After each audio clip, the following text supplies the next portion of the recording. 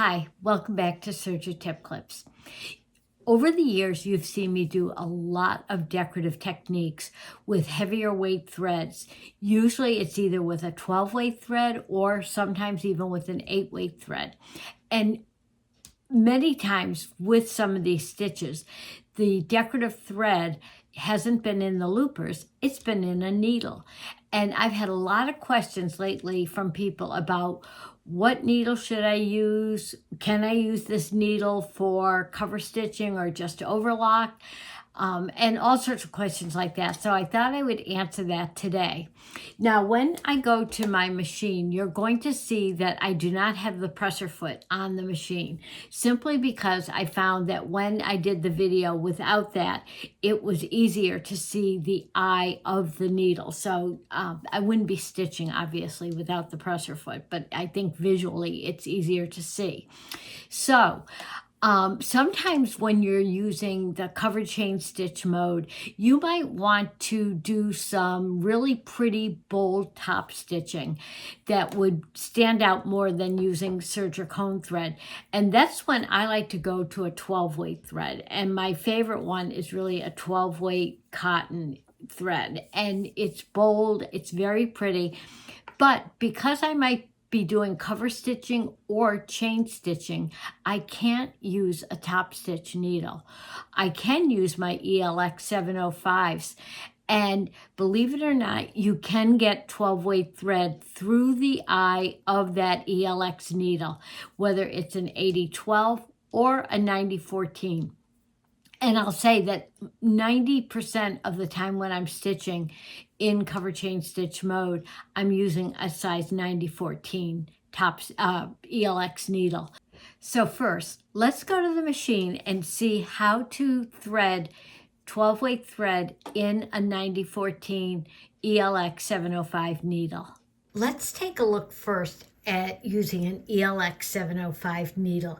I have this in the right chain needle position because you can't use a top stitch needle in cover chain stitch mode. But on the needle side of the stitching, you might want a bolder look to the stitch and using heavier thread. So with moist fingertips, you're going to really flatten out the tip of that thread as much as possible and pull it through. You can also use an ELX needle in overlock mode as well, but if I'm using 12 weight thread in overlock mode, that's when I switch to a top stitch needle, and definitely for an 8 weight thread. So let's look at that next. The next thread that we'll look at is an 8 weight cotton thread. It's so beautiful, but it's significantly thicker than the 12 weight. It's about 50% thicker. And when I use this in cover chain stitch mode, the only place I would be using this is in the chain looper.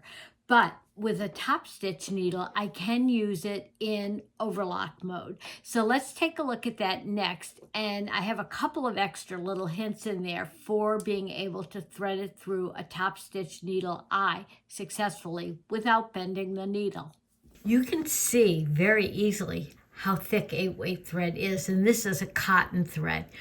But you can use it with a top stitch needle and a little help from a mini thread cradle.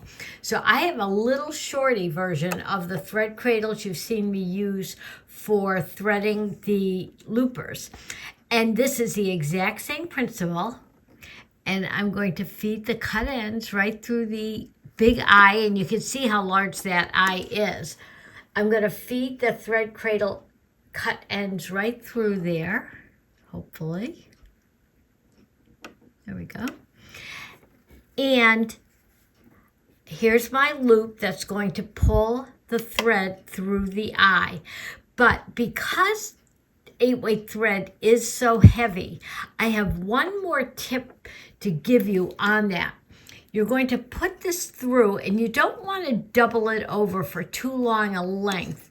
And what I like to do is bring it right up to the eye of the needle.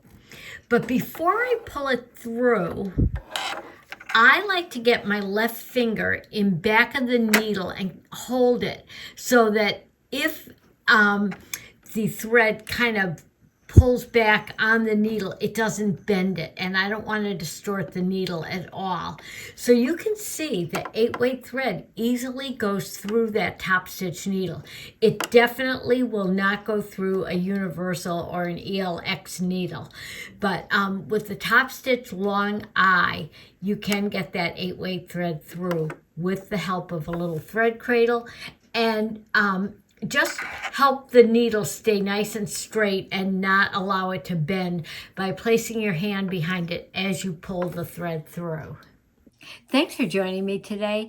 I hope that clears up some of the questions people have had about using heavier weight threads in either a universal, top stitch, or ELX needle. Leave your comments and questions below. I'll be glad to hear from you. Happy sewing and serging.